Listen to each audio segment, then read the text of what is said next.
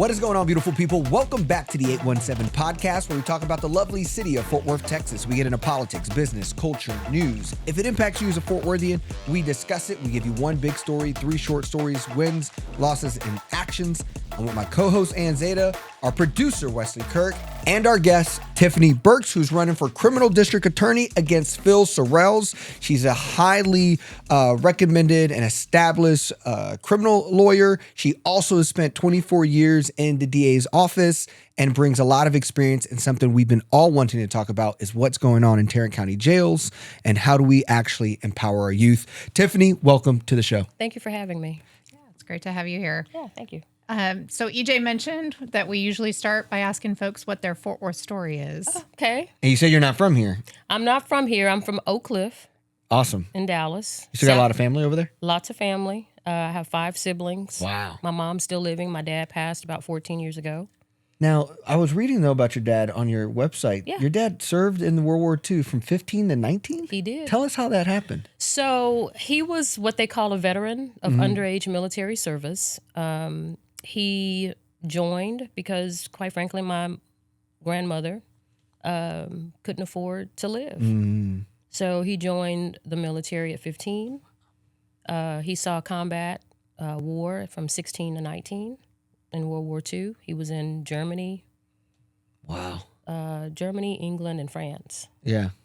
Came back, went back to college. Went back to high school at 19, graduated at 21, which was really weird. Yeah.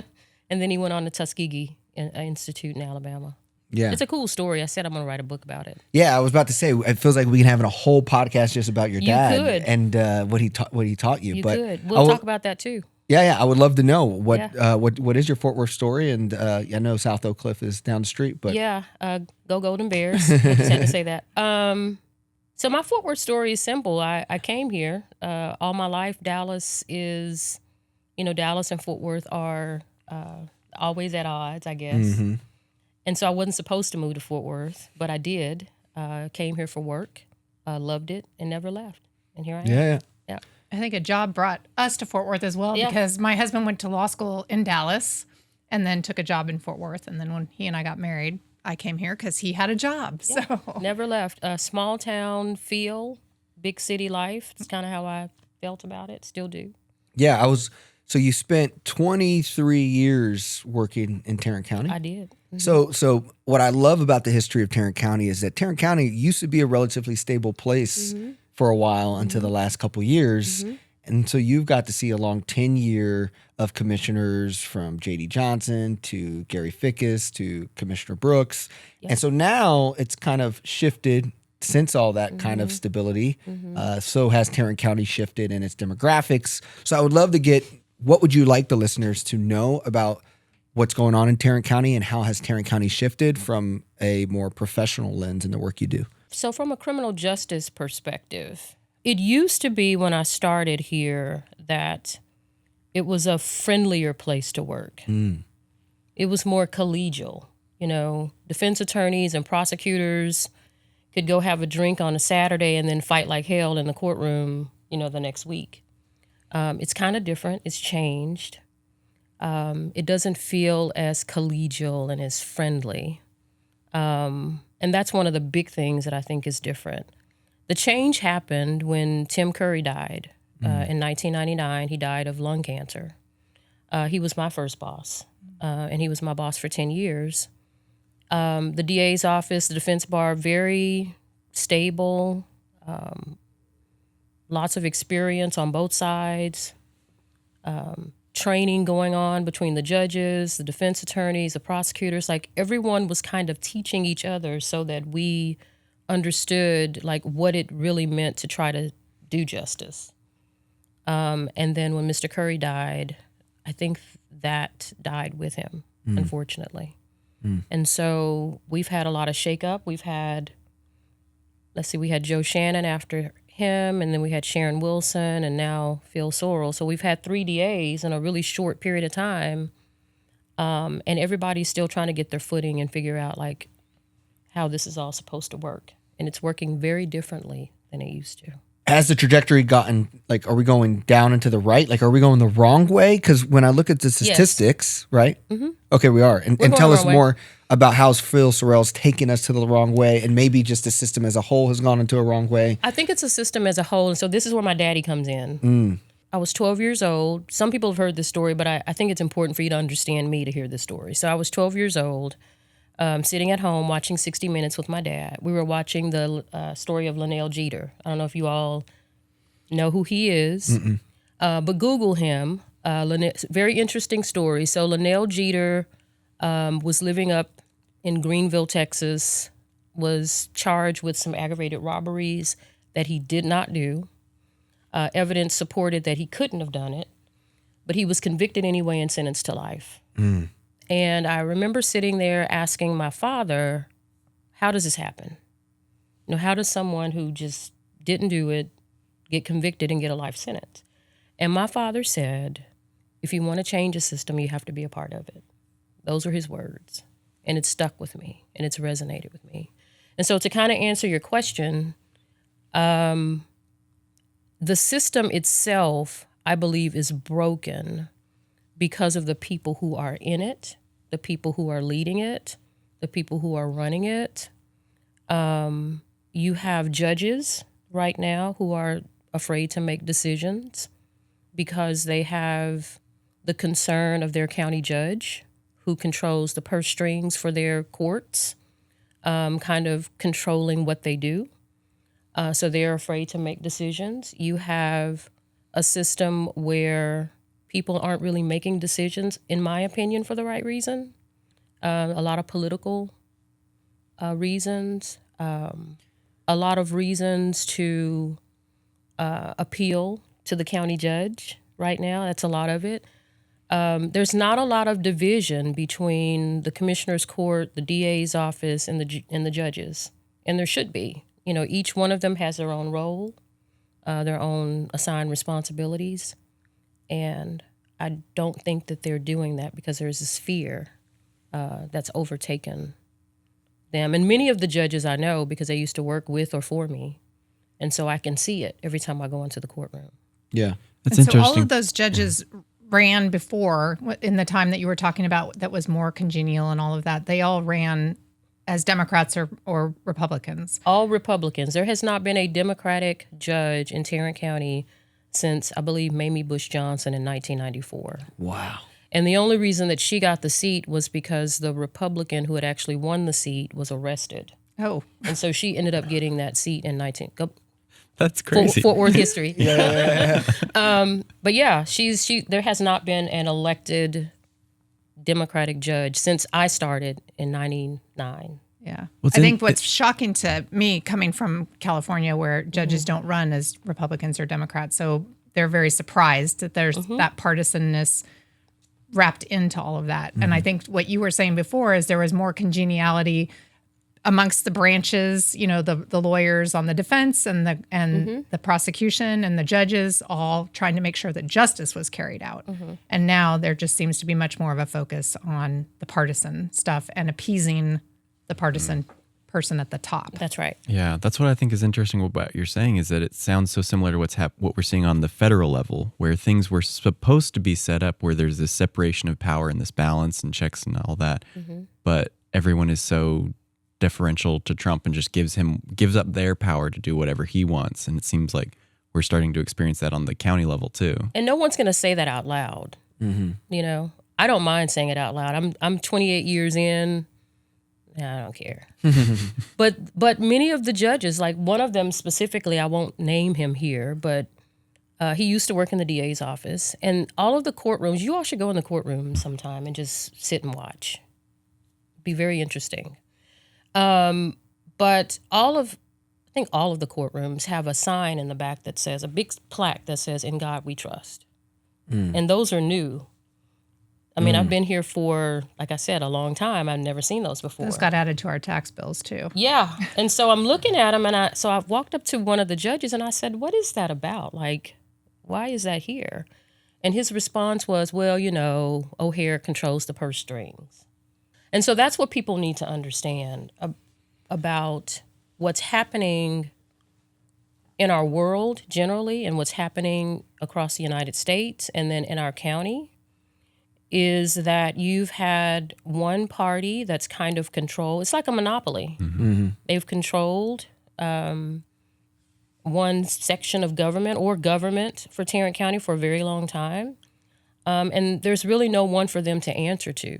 There's like no competition. There's no way to really have grievance. Yeah. It's just, we're here, we're going to do what we want to do, and you all are going to do what we want you to do because, we're the group in charge. And we need to mix it up a little. Yeah. Speaking of being here, I recall that Sharon Wilson was a bit more in the public and before us and speaking to the public. And I don't know that I've seen Phil Sorrells do that except for on the election oversight committee public meetings that he's had. Well, he doesn't have to. Yeah. When I ran in 22, I kept trying to get him to debate, and he never would. I never could get him. And someone came to me and they said, Tiffany, you should just stop. He knows he doesn't have to. It sounds very similar to the sheriff knowing he doesn't have to show up and be accountable. Right. Yeah. Right. And so if he just kind of stays under the radar and doesn't bring any bad press, he just feels like the office is his and he can keep it. But as I tell people, I'm not really running against him. I'm running for the office. There are things that the office needs to be doing in our community, and it's not. Like what? Well, several things. One, I want to implement the very first diversion unit in the DA's office. We've never had that before. I want to have a group of lawyers who basically look at cases as they come in and try to find pathways to divert people from the criminal justice system to a pathway of getting help so that they can be successful and viable later. That's something that we're not doing. And something that would save us a lot of money. It would save us a lot of money. Yeah. And better outcomes all across the board. It would save us money. We'd have better outcomes. Studies show that when you give people treatment early, the recidivism rate goes down, so you don't have to worry about them recommitting offenses and coming back.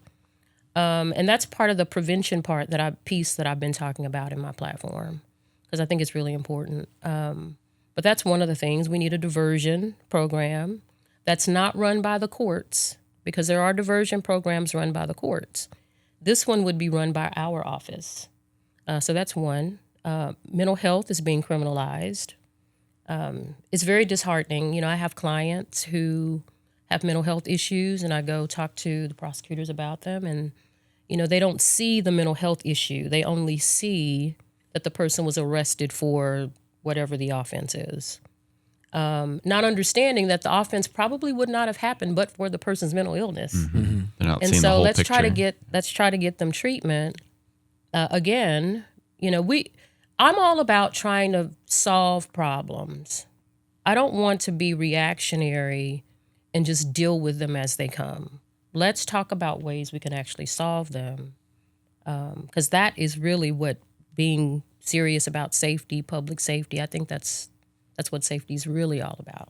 So You want more ideas? Yeah. No, yeah. Everything you got, let's hear Yeah. it. Well, do you believe that we're in we talked about for Phil Sorrells trying to stay out of the news. It feels like his actions are showing him that we are in the news because we're sending the most kids to state prison than any other county, twice as many as Harris County.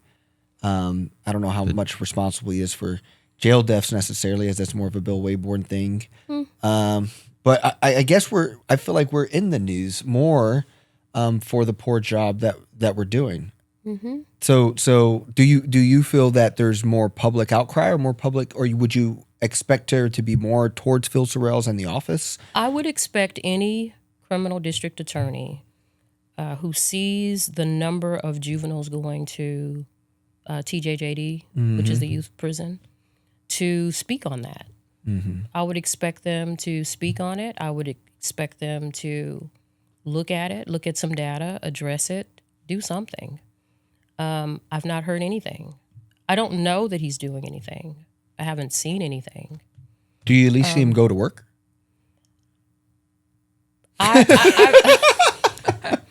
You know, there are all these rumors that he doesn't go to work. I don't know. I don't know if he's there or not. I don't know how much work he does. Yeah. And I can't really speak to that. I've seen a couple press conferences. That's the words I was searching for earlier, just having press conferences about election integrity. You mentioned Judge Tim O'Hare, the judges being afraid of the county judge. What, like, how in a case of a youth case or a typical adult case, what are they afraid of? Because how is it politicized? It's politicized. Yeah. You know, and it's politicized. There is this fear mongering that goes on. You know, we got to be tough on crime. We've got to, you know, keep the bad people in custody. If we let them back out, they're going to reoffend. And, you know, all these people who are undocumented in our community, they're committing all these crimes. And that's the fear. That's what gets people to come to the polls and vote for the Phil Sorrells and the Tim O'Hares. And the culture inside has that constant kind of buzz. Right. Wow. And so, you know, judges put, I have a client right now. His bond is $750,000 for a state jail revocation for violating his probation. What? And That's right, insane. $750,000. You may as I'd much rather you just not give him a bond. I mean, Yeah. $750,000 is, Yeah. you know. So Joke. how do you get to how do you get to that, like, how do you get to that point of like, can you articulate maybe like how did I that can't get really. decided? I wish Okay. I could. I think people are, you know, they have constituents. There is a message out there, right? And the message is these, you know, these Dallas judges and these, you know, Democrat judges are not tough on crime and they're letting people out, and we don't do that. You know, we keep them in, and we, you know, so there's the message, and then you've got, you know, the judges and, you know, whomever else who want to stay within that message so that they can appease their constituents, so that their constituents will vote for them so that they can stay in office. And that's not how it should be. It should be doing the right things, making the right calls for the right reasons, making sure justice is done, whatever that means in this whatever scenario. But these, you know, these decisions that are being made because people are afraid, it's a problem. It's a big problem. With the rise of, I guess, ICE and kind of those things as well, how much is that influencing the system I don't know if it's from a federal level, because it's federal? Yeah, I don't know if, you know, I know you all know about 287G and Sheriff Wayburn and the memorandum of agreement that he has with the federal government. He's been doing that since 2020. Yeah. So But am I hearing Dallas County or the city council decided not to do, like, there are counties and cities that choose to not participate. There correct? are. And I think right now, because I had just so happened that I looked this up not too long ago. I think in Texas there are 48 counties that have memorandums of agreement with 287 with the federal government to do 287G contracts. Yeah. Tarrant is one of them. Dallas is not one. Harris is not one. Bear. I don't think Bear is. Surprisingly, I think Fort Bend County is. That was kind of a surprise for me. But yeah, it's the 287G situation is, it's a problem too, because, you know, if someone gets arrested and the arrest is not legitimate, right, and they end up in jail, and someone does a check and sees that they are undocumented, then away they go, potentially. And the problem is people are always talking about keeping the community safe and all the bad, violent people, getting them out of the country, blah, blah, blah. And those are not the people that are being affected. Yeah. You know, it's other people who are not doing those things that, you know, they want you to be afraid of, that are being affected. And that's why 287G is just bad. And it's a lot of buzzwords that are easy to scare people with. And then the explanation of doing it a different way takes longer and it's more nuanced. And so it's harder in a political environment to explain that. So it's important that people look into that ahead of time. Yeah, I remember that from the last time that you ran. I was filming the debate, the Democratic primaries and the Republican primaries. And it was so interesting seeing you and your opponent then for the Democratic primaries, debating real issues and real solutions and the nuance of it all. And then smash cut to the Republican primary, where it's just they were seeing who could say the dumbest thing and It's just the using talking buzzwords points. and making up problems too. Like they spent more time talking about election integrity than anything else. And I'm like, it's not an issue. Like it's just It's not. not. Yeah. And they built this entire election integrity unit in the DA's office, and they have no cases. Yeah. I mean, Well, and they want to retry Crystal Mason. Is that what I heard? Yep. yes. The prosecutor who handles election integrity is not even doing election integrity stuff. She's like doing financial fraud or something. So, yeah. So you say all the things that you think people want to hear because you have them afraid. And then, you go to work every day and it's kind of status quo. It's just like running on autopilot, like nothing different's happening, nothing's changing. They're just there taking up a position. So I don't think we've touched on that Tarrant County is the largest county in the nation without a public defender's office. Mm-hmm. Is that something that you can educate us about or have thoughts on? Yeah, I have thoughts about it. Let me dispel some myths first. Come on now. Most of the attorneys who are, it's called Senate Bill 7 that was passed many years ago, that allowed for defense attorneys to represent indigent defendants. And what they put in place is that you have to have a certain level of experience to handle a certain level of cases. So Tarrant County has a unit within, I think it's like the Office of... Is this the Office of Attorney Appointments? That's it, okay. Office of Attorney Appointments. They have a group of people there, and they basically assess the attorney skills, how many trials they've done, what kind of trials they've done, if they can do this level of work. And then based on that criteria, they add you to a list. And it's like very random. So whoever comes up next gets the appointment. And so that's how it works right now. I don't know that the problem with our indigent defendants is the appointment system. Sorry, what is indigent? Indigent is a legal term for people who can't afford a lawyer. Yes, okay, thank you. And so there is criteria. It changes, so I can't tell you exactly what it is right now, but they basically fill out a form and they give some information. And if they make a certain amount of money that's at the poverty level or below, then they're entitled to an attorney to represent them. And so, and as you can imagine, many of the people who fall into that category are people that are in our Black and brown communities who end up with court-appointed lawyers. Now, again, some of the court-appointed lawyers, here's the myth. The myth is that court-appointed lawyers are really bad and they don't know what they're doing and all that. That part's not true, so I want to dispel that myth. Many of the court-appointed lawyers are lawyers who were former prosecutors who've been practicing for many, many years. They have retained clients as well. So, our firm used to do them, and many of the people in our firm have done them. I've done them. So that's kind of the myth that I want to break, which is they don't know what they're doing. Well, it's like anything else. Some lawyers are good, some lawyers are not so good, and there you go. But I think the biggest issue with indigent defense in Tarrant isn't the appointment system. I think it's the money part. Each judge has a budget. That budget controls and pays for experts. If you have someone that needs any kind of testing, psychiatric testing, mental health, drug, medical, whatever it is.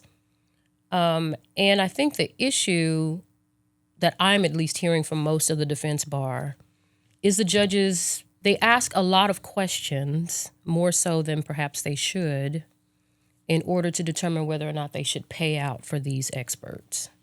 And these experts are important, right? Because if I've got a client that has some mental health issues and I need to have him tested so that if we go to trial, I have some mitigation in punishment if they're found guilty that I can present to a jury to make them understand why he did what he did or she did what she did. It's very important. But the money part, I think, is the big problem.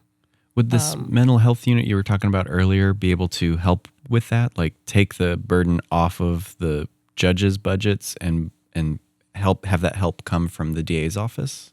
Yes, because the DA's office really has more power than any other entity down at the courthouse, more than judges, except for bail, which I guess we'll get to that. We make those calls. Like we decide whether or not we're going to prosecute something, or if we're going to dismiss something, or if we are going to divert someone out of the criminal justice system to something else. And that's why the DA, the DA position in my mind is the most important election.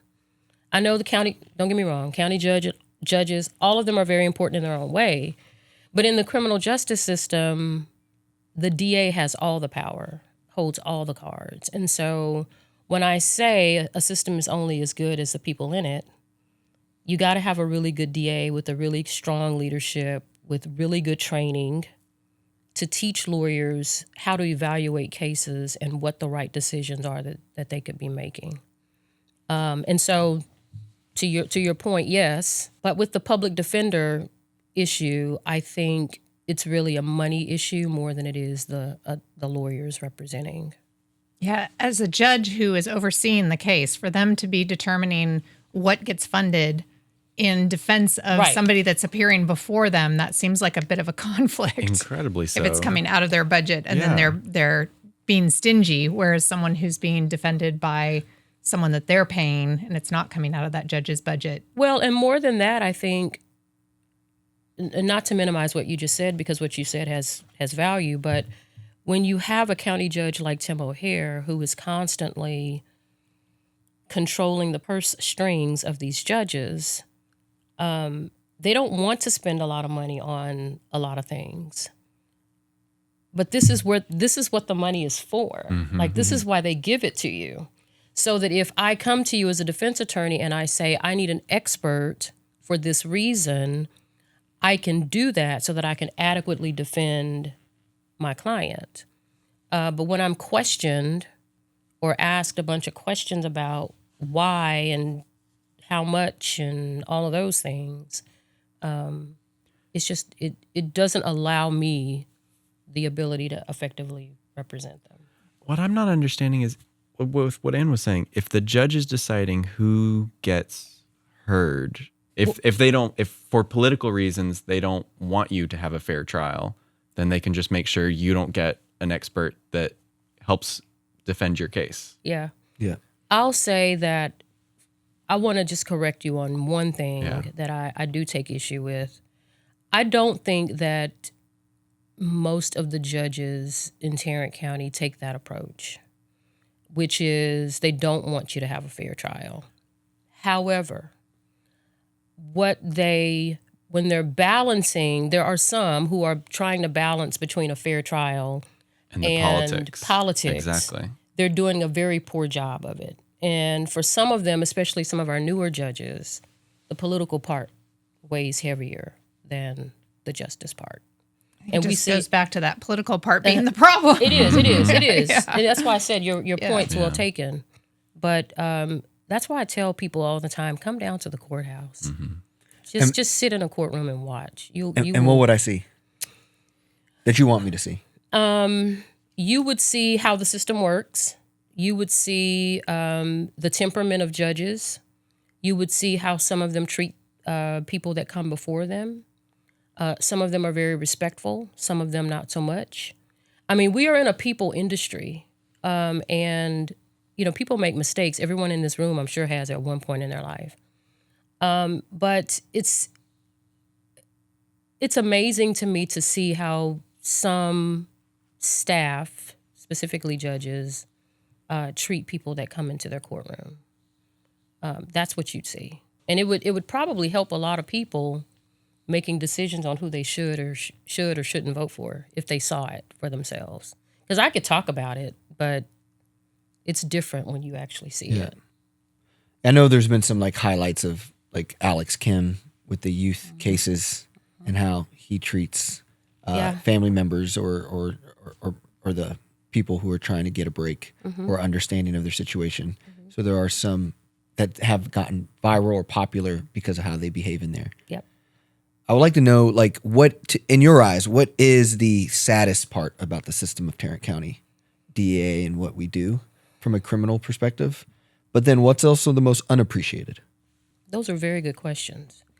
I think the saddest part for me right now involves our youth. Not just juveniles, but the young people who are considered adults, who are still in high school. You know, you're 17, 8, because people forget. You know, you're 17 as an adult for purposes of, you know, criminal justice. That seems so crazy when we all know that your Yeah. prefrontal cortex is not fully formed until you're like 23, 24, 25, It is. especially for men. And there has been some talk about increasing the age of jurisdiction so that juveniles are, you know, you have to be 18 to be considered an adult. Because, I mean, you're 17, you're still in high school, and you're sitting in custody for, you know, whatever, drug offense or robbery or whatever it is. But the saddest part for me is how we treat our youth. And you can see it right now playing out with what, you know, the discussions with going to youth prisons. Yeah. But also our young people who come into the adult system, people don't see them as youth. They see them as just a case or a crime. And that to me is the saddest part, because we are putting very young people into the system very early, and we're making it very difficult for them to get out. So for me, that's the saddest part. Your other question? Underappreciated. I was trying to find some good news. You know, was there any There's good gotta going be on in something. the world? You know, I mean, there is good going on in the world. I think probably the most underappreciated are the prosecutors who really are trying to do the right thing.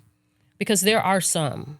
And I go to court. I know who they all are. They try to make really good decisions. They are trying to be respectful. They're trying to listen to the other side. And I think those are probably some of the most unappreciated, because I felt like one of those when I was there. yeah, You know, people looked at me and they said, "You're black, you're a woman, and you're a prosecutor? Like, make it make sense." And I would say, no. You need people that look like me over here, because this is where the power is. I understand the importance of what I'm doing. And you need people that look like the entire community that we serve on this side. And so sometimes I felt unappreciated because I got beat up. yeah, I got beat up quite a bit. yeah. It's okay though. Is there training for these prosecutors? What's that looking like? And then what's the demographics today, like of the prosecutors? So that's a lot. Which part? All of it. I don't know how much training they're getting. I know who the people are in the positions of leadership. Some of them are trainers, and many of them are not. Yeah, Many of us knew that when Phil went into office, he was going to bring kind of his buddies, and a lot of them are there. Many of whom were not really known for a really hard work ethic. yeah, And so I don't know who's training them. I know that there are many that do need training. But it used to be, you know, misdemeanor prosecutors would be in the DA's office for a couple years before they promoted to felony. But now people are leaving so often that you could be in misdemeanor for like 5 or 6 months and all of a sudden you're in felony. wow, The office is just hemorrhaging experience. And I think part of that is because of a failure to train lawyers who just don't know what to do. They don't want to make mistakes. And for some that I've spoken with, it doesn't feel like they're serving a purpose. Does that make sense? And so I think training is a huge piece of the puzzle that's missing in the DA's office. yeah. You said something else, and I can't remember what you said. You said Like training. the demographics. Oh, yeah. I can probably count on both hands the number of African-American attorneys in the DA's office. Probably the same for Hispanic. Out of roughly how many attorneys do you think there are? About 150 or so. Oh, yikes. Yeah. I actually... Someone did a video. Someone retired, or I shouldn't say retired. A young lady left the DA's office on Friday, and a group of them, kind of celebrated her leaving, and they took a photo. And the first thing I thought when I looked at it was... Doesn't look like It Tarrant doesn't County. look like Tarrant County. And the lawyers who are of color who were not there, I started sending them messages, and I was like, where are you? You're not in the photo. And some of them were like, I couldn't go, or I wasn't invited, or, something like that. But, you just make it make sense. You just have to have a workforce that looks like the people you serve. And we don't have that in the DA's office. All the judges who do criminal cases are white, except for Judge Gonzalez. So we have one. And he's retiring. That's not good. And he's retiring. He's not running again.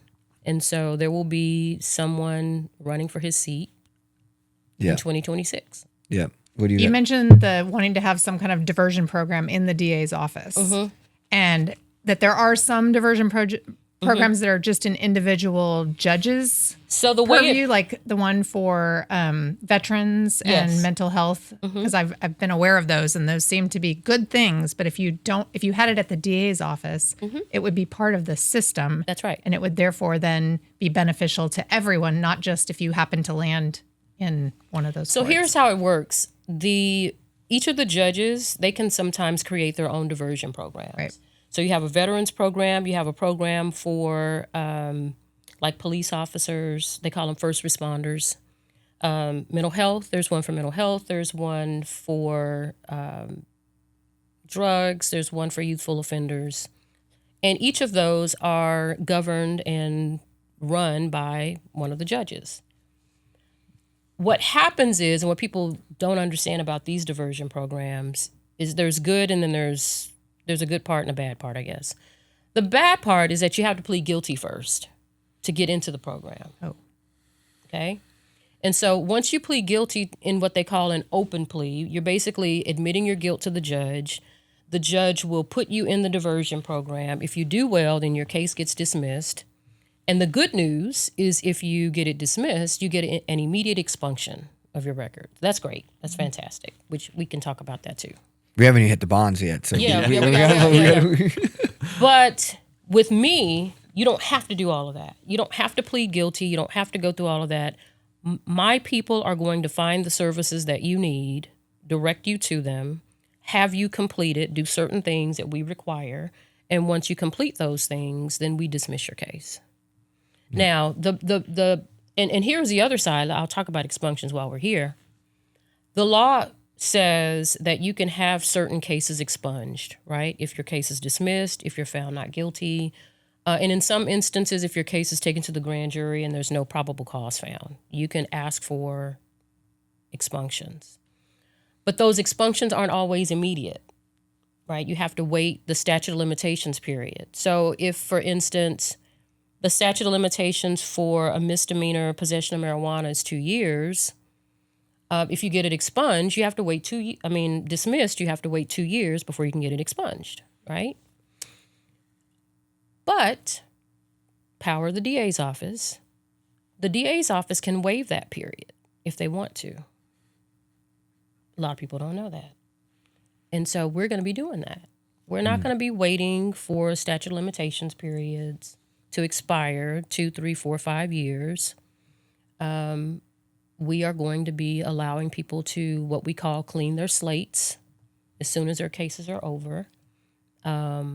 With some exceptions, of course, I have to say there may be some exceptions if they're very serious offenses or investigations are continuing because of them or something. But for the most part, we're going to be doing that because people need second chances. Well, I know you brought up another piece was around bonds and the bail bond process. Do you have any reform there? As I know that's... So the issue with bond is, and this is another myth that I think we need to dispel. The DA's office really doesn't have a whole lot to do with bonds. Those are your judges, which is why y'all need to vote. Yes. Judges set bonds, and prosecutors and defense attorneys can file motions to request that they be raised or lowered, but it's still at, the judge's discretion on what they're going to do. There is something in the code, though, and one of the things that I want to talk to police departments about is there is an opportunity to summons people to court. And a lot of people don't realize that that's in the code, but not every person has to be arrested. You can give them a summons to appear in court. When they appear in court, then you deal with their issues when they come. If they don't appear in court, then that's a failure to appear, and then you can go and have them arrested. So that's one of the ways that I would like to deal with it, but I would certainly have to have an understanding with police departments to do that. And I think it would be helpful. It'll alleviate, space in the jail, the potential for harm in the jail. Police officers, when they arrest people, there's a lot of stuff they have to do. They've got to fill out all this paperwork and book in paperwork and transport the person downtown and fill out more paperwork and all of that. So the myth is that the DA's office has a lot of control over that, but really they don't. Mm-hmm. Now, this new constitutional proposition passed, which says that the judges can hold people with no bond. They can deny bail completely. There is a little caveat to that, though. Power of the DA's office is that the DA's office has to be the party that brings the motion to the judge to say, we want you to hold this person with no bond. Judges can't do it just by themselves. Mm-hmm. Yeah. So the power of the DA's office. You're thinking. I was just trying to do the math on that of if you get it, it's good. If Phil gets it, then it'll just never be. If you are already under that umbrella of being tough on crime and keeping the community safe and, all those other buzzwords, fear, fear the people who are here and they're not supposed to be, all of that stuff. I could see a situation where he might feel compelled to present these kinds of motions a whole lot more than I would. Just put it that way. Which would result in a whole lot more people in jail. Which would result in a whole lot more people in jail. That we already can't house. That we already can't keep. Right. Can't keep them alive. So I think, a couple parts that I would like to hit. So I guess my first one is the privatization of things and money. You talked about money from a judge perspective and what they can allot, but how is the impact of the public markets and just business as a whole impacting actually doing the work? When you talk about Judge Tim O'Hare, how much does these for-profit institutions play on the pressure of mass incarceration of people who are sitting there with minor offenses because they can't afford a bond or they can't get the resources or they can't get to a case? It seems like too purposeful to Tarrant County to accelerate at this time, which you also see this also at the federal level, that people and businesses that run prisons are technically doing better from a business perspective today. Than, crime is lucrative. Yep. And I don't want to say that it is an intentionality. I don't want to go that far to say that it is an intentionality for the system to want to create more crime so that people can make more money. I will say that I don't think that there is a priority of preventing crime. Does that make sense? If it's there, and we're going to profit from it. I don't know that people are intentionally trying to create more crime in order to advance that, if that makes sense. Well, but I would disagree with if there's an overemphasis on prosecuting every little crime and every single part of that going to court, which costs money, and then putting those people in for-profit prisons, which cost money, taxpayer money, and those people suffer more, serving longer terms, and it increases the recidivism rate, and it ends up creating more crime. It costs taxpayers more money. I mean, like you're saying, they're not actively preventing crime, but by being so intense on quote unquote enforcing it, being quote tough on crime, it is creating more crime. I see what you're saying, and I don't know that we are actually saying anything that's different. I just don't think that there is some entity of people that are out there saying, let's do some things to make people commit more crime. Yeah. I do think that there isn't that there aren't people in positions of power in our criminal justice system now who are saying, what things can we do to prevent crime? Yeah, exactly. Like, I think it's a lack of thoughtfulness on the system as a whole. I say it all the time, like, never assume malice when incompetence will do. And I think exactly that's right. kind of the situation here is That's they're exactly so right. focused on, quote, tough on crime that they're lacking the bigger picture, being smart on crime. Right. I think Tiffany would be smart on crime. Yes, exactly. Yeah. So, Tarrant County has 74 jail deaths. Bill Wayborn seems to not have to really have to be held accountable in a lot of ways, show up to court to discuss or have conversations.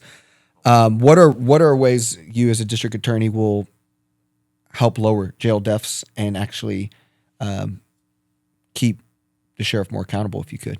Well, two things. One, we got to keep as many people out of custody as we can. We do that through diversion programs. We do that through a very experienced, trained workforce who can evaluate cases and figure out what cases can be resolved quickly and which ones do not. We do that through allowing people into the diversion programs early on when the cases come through the DA's office. But we also do it, and this is something that I've been tinkering with that I want to do once elected, is having my own jail task force. I don't know where Phil Sorrells has been while the deaths have been taking place. I haven't seen him ask any questions about what's happening in our jail. That's not to say that he isn't, because I'm not with him, so I don't know what he's doing. But that's kind of part of the problem. Like, I don't know what he's doing. Yeah. And I don't know if anyone in the community really knows what he's doing. But I do know that as the criminal district attorney of Tarrant County, he has the power to investigate what is happening in the jail. And I don't know that that is happening. And so that's one of the things that I will put into place is a task force within my department where we will have investigators, prosecutors, leaning on staff from the medical examiner's office, looking into these jail deaths and trying to figure out what is happening. Because this is where the criminal district attorney piece comes in. Remember I said we're going to talk about this? The criminal part of the criminal district attorney gives the DA jurisdiction over county civil suits, right? And so because Tarrant County doesn't have a county attorney, the criminal district attorney not only handles the criminal side of the county, but the civil side. So Phil Sorrells represents Wayburn, O'Hare, Elisa Simmons, Manny Ramirez. He represents all of the county entities, JPS, all of that he represents. Every contract that is signed by the county, the DA's office handles that. And so a lot of people don't realize that the criminal district attorney does more than just prosecute cases.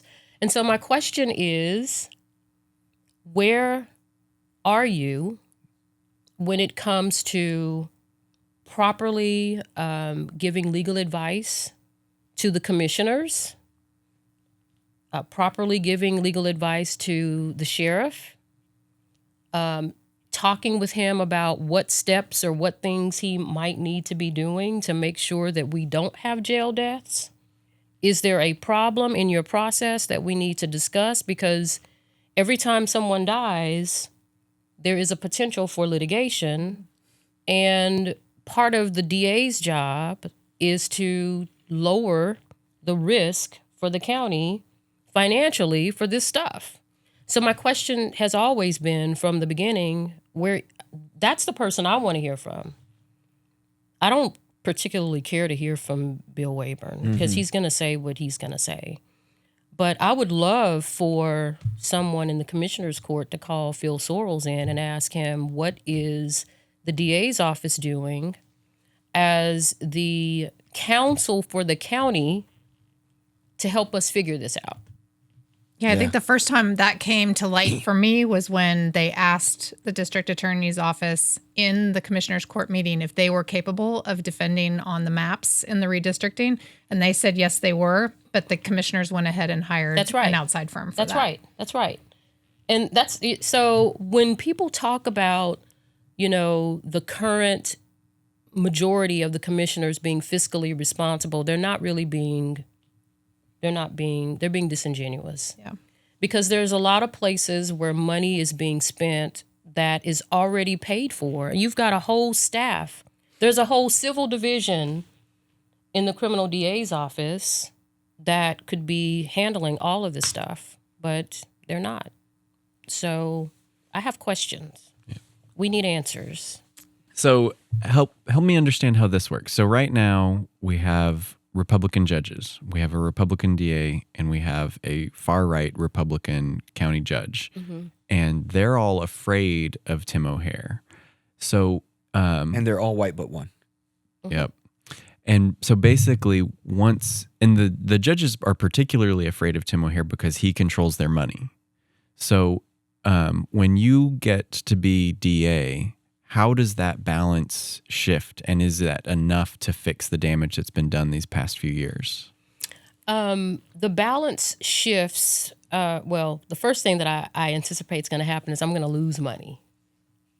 That's the first thing. Oh, your budget will be My affected. budget will not be as nice as previous administrations, which, if you want to have a true discussion about keeping the community safe, but you're willing to slash the DA budget, then we can do that when it comes, but whatever. But I think that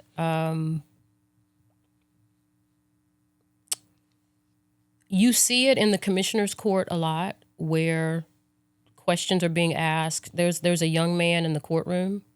I don't know if you've noticed. There's a young man in the courtroom who represents the DA's office in the commissioner's court.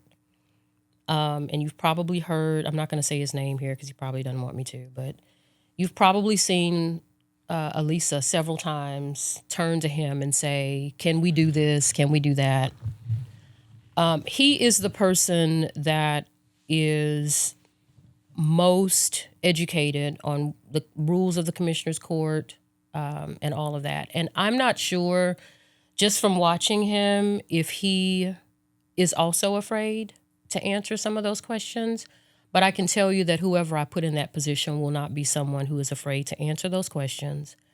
It's not gonna be someone who is afraid to say the things that maybe all of the commissioners don't want to hear.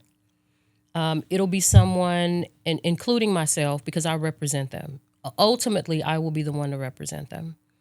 That'll be me having discussions with all of them individually about the county and things affecting the county, where I think our budgets should be if they really want to keep Tarrant County safe.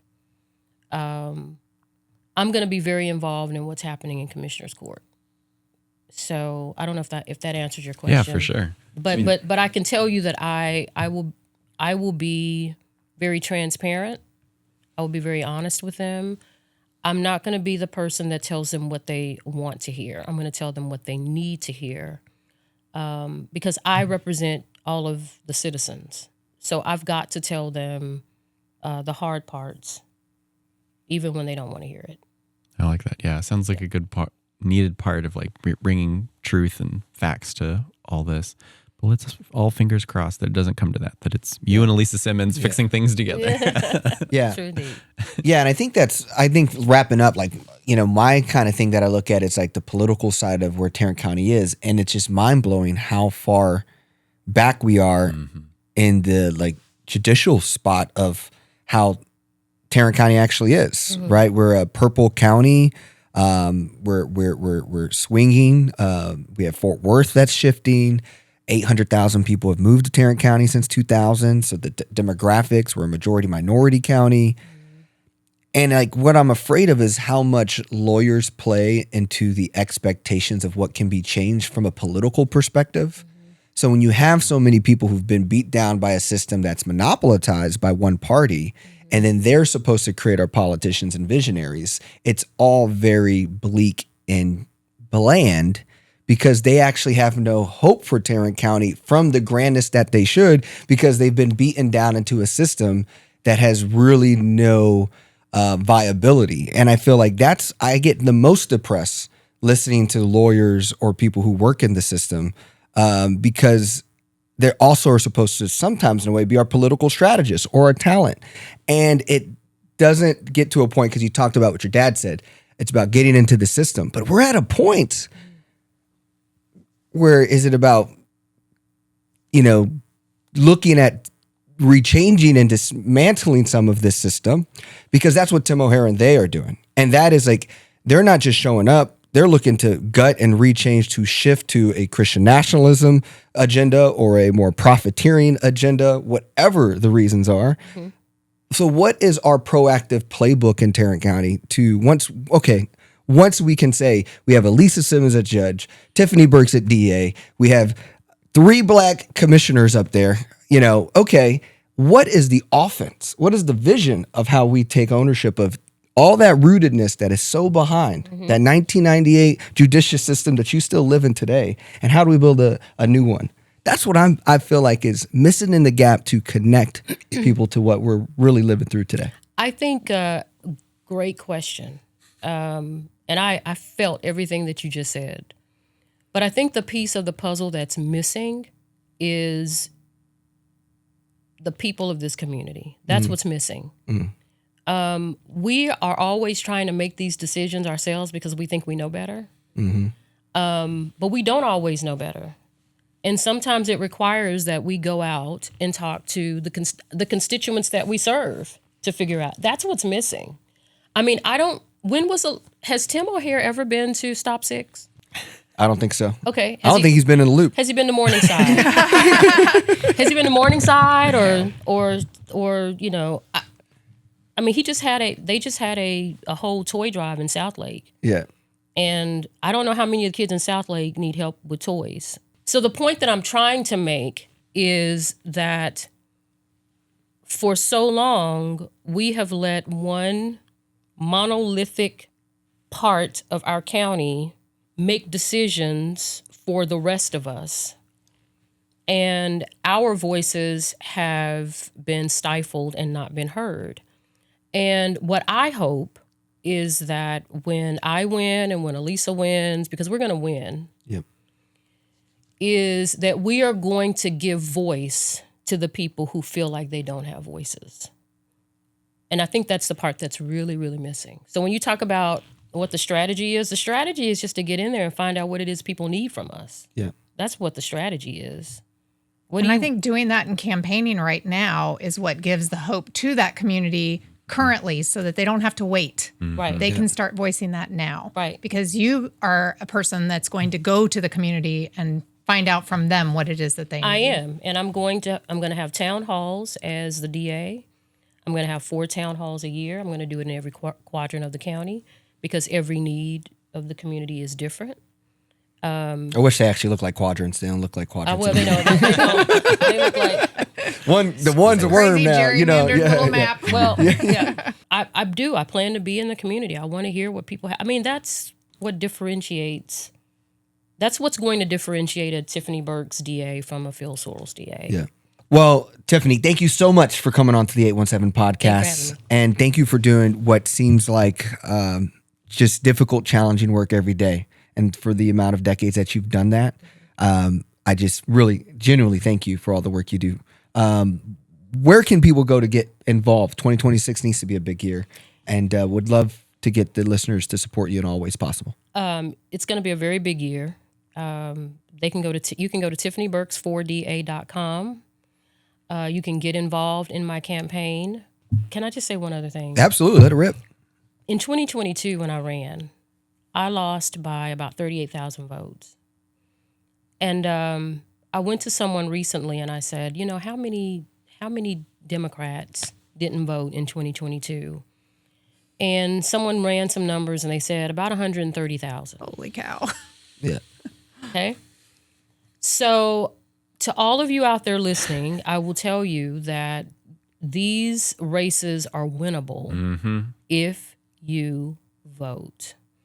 And so, and you know, do your research and figure out who you need to vote for in Democratic primaries, but vote and give us an opportunity to change the complexion of the county. Yeah. And I mean that both ways. Yeah. And there's a lot of reasons. I know you got jail deaths, all time high. You have us sending more kids to state prison than any other county, twice as many as the largest county. Right. While we're pulling resources from the community that those kids desperately need. Yeah. So that they don't have any other choices but to send them to. We didn't even get to talk about all that. Yeah. Yeah. So again, there is a tons of things that show this leadership has not been working. And Tarrant County needs to go from the epicenter of extremism to the epicenter of change. That's right. And let's make it happen in 2026. Let's do it. Yeah. Cool.